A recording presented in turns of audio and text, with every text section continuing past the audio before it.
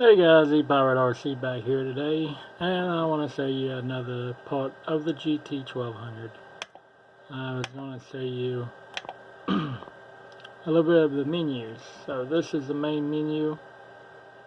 You got your lithium polymer batteries, your life batteries, lithium high voltage, nickel NiCad, nickel metal, lead acid, your user presets and settings. Your supply you can do your 12 volt 60 amps, 24 at 60 amps, 12 volts at 5 amps,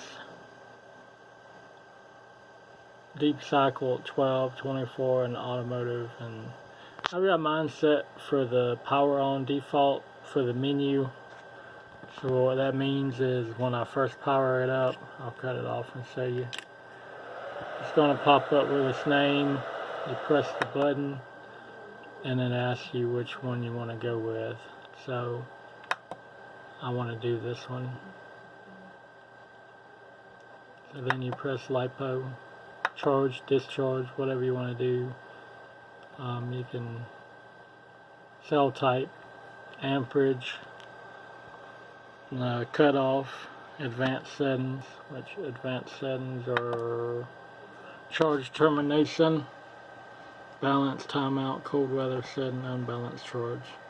Okay, so you can do an unbalanced charge with this charger. I don't think you can with the PowerLab 8. Actually, you know what? I know in the default settings as programmed on mine you cannot, because on one of my batteries I actually had to make up, not this one, but I've got a charge lead similar to this one, where I had to make a main power source off of the balance lead just so I could charge the battery. It was an A123 pack.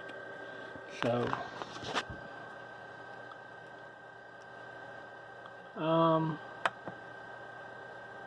so then on here you can do number of cells,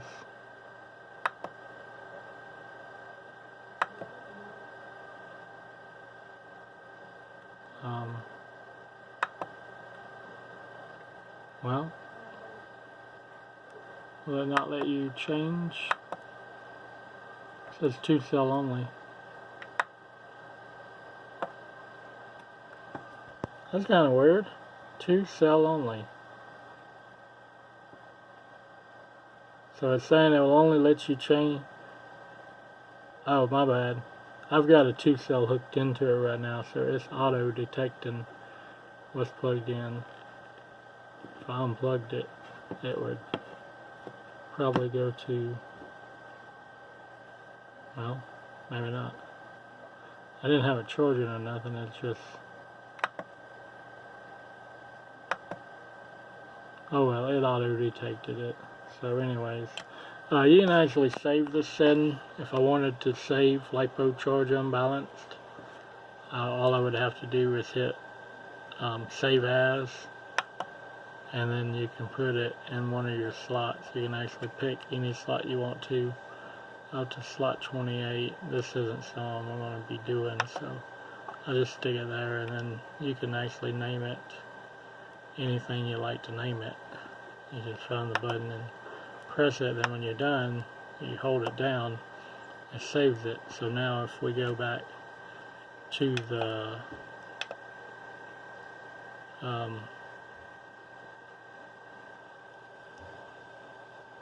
load preset, it'll be right there.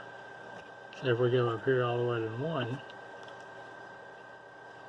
sorry guys, kind of hard to hold the camera and do this. I got my Breeze battery out here, got 2 cell, a 3 cell, but 2 amps at 4.20.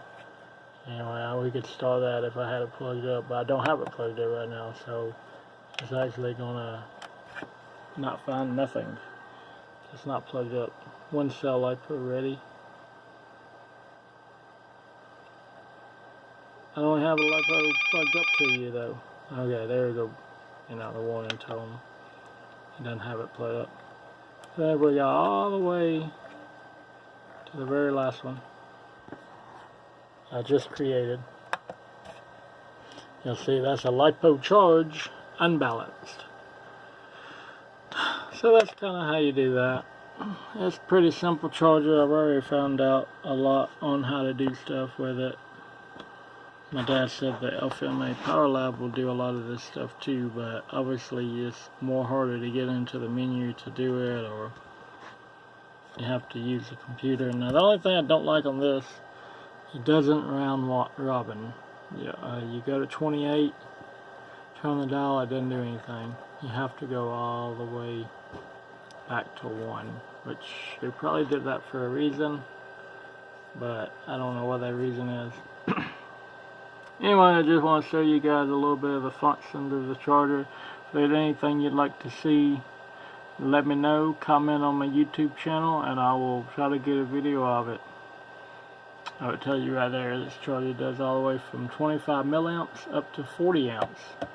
So, pretty simple. I know the LFMA had, it had 4 buttons. Back and enter, increase, decrease, and all, but a lot of people don't like dials. My dad doesn't like dials. Honestly, it's something different, but I'll get used to it. So far, I've only charged that little bitty battery right there with it. I need to bring out a big battery and hook it up to it. You can do your discharge, or storage charge, cycle monitor, any of that good stuff. Again, it shows your cell type, discharge amps. I wonder if it'll let you pick the amperage. I wonder if it limits you to, yep, it does. You see, I'm back in the milliamps. I only go, what's that, 8? I can only do 8 amp discharge with it hooked to my 12 volt power supply. So you're limited on that depending on your power source.